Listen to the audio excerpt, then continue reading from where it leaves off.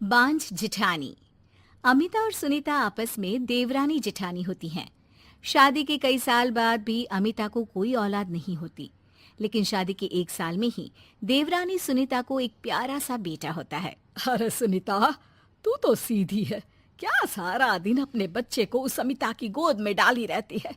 देखती नहीं, खुद का बच्चा तो है नहीं। अरे कहीं तेरा बच्चा भी। कैसी बात कर रही है माँ जी?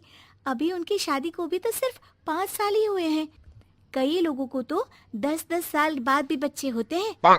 सास को सुनीता की बात अच्छी नहीं लगती। वो अमिता के पास जाती है। देख अमिता, घर का काम करा कर।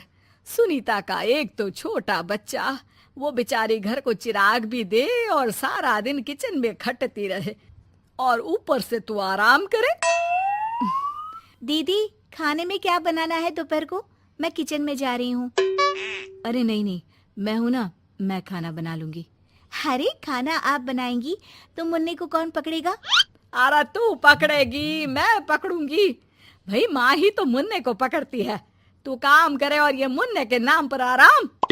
अरे नहीं नहीं माँ जी, मैं माँ हूँ माना, लेकिन अमिता दीदी का प्यार भी कम नहीं है। सारा दिन भी नहीं खिलाएंगी तो रात को नींद नहीं आएंगी इन्हें।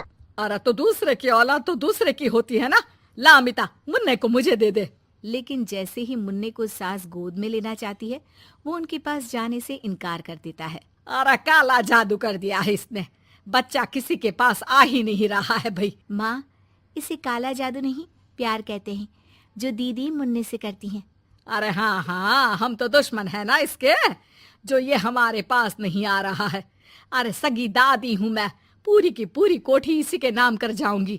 अब बोल, अब भी प्यार है क्या इससे? अमिता को सास की बात पर गुस्सा आ जाता है।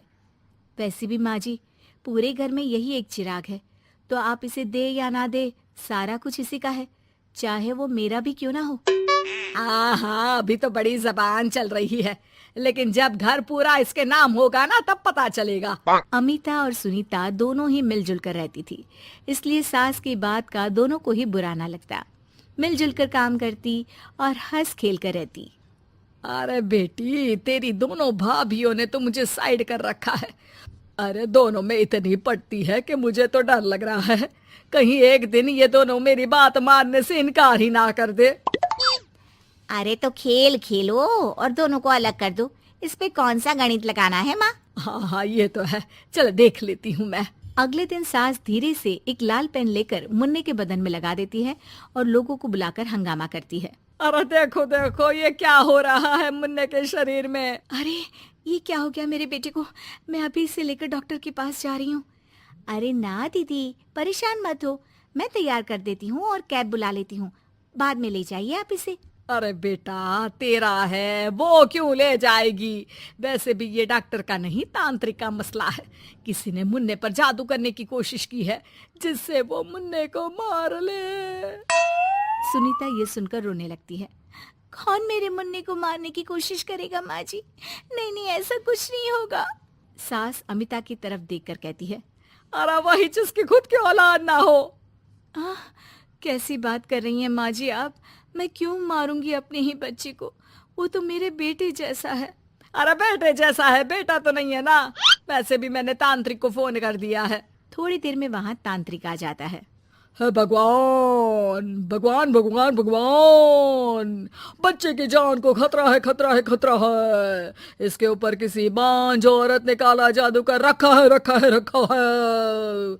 लगता नहीं ये बच्चा कभी ठीक भी हो पाएगा, पाएगा, पाएगा। नहीं नहीं, मेरे बेटे को बचा लीजिए। अमिता दीदी, आप इतना गंदा सोचेंगे मुन्ने के लिए, मैंने सोचा भी नहीं था। अरे कैसी बात कर रही हो सुनीता?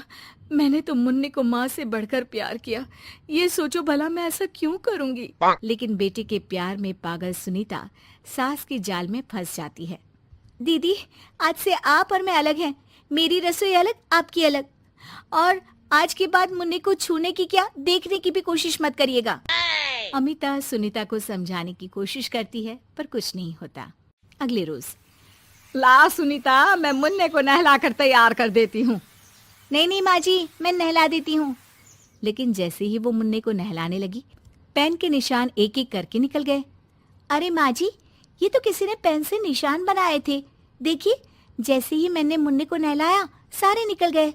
अब अरे नहीं नहीं बहू, ये तो बाबा का कमाल है कि बच्चे के ऊपर से ये साया धुल गया। लेकिन ये क्या माँ जी, मुन्ना तो रोया ही जा रहा है, न खा रहा है न दूध पी रहा है, बस चाची चाची कर रहा है। अरे इतनी जल्दी उसका भूत नहीं उतरेगा इसके सर से, मार मार कर खिला। जी माँ जी। लेकिन सुनीता का बेटा, जिसे अमिता से बेहद प्यार था, वो उसके पास जाने की जिद में ना खा रहा था ना पी रहा था।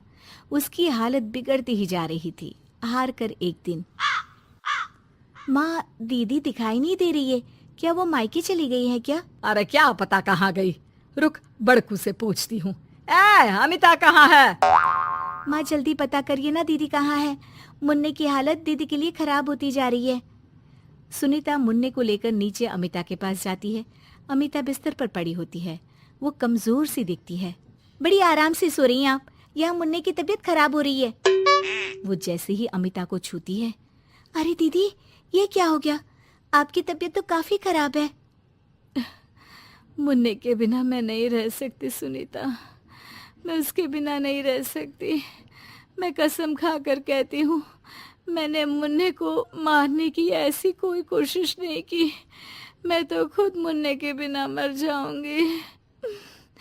मुन्ना आप ही का तो है दीदी, मुझे माफ कर दीजिए। ये पकड़िए अपना बेटा,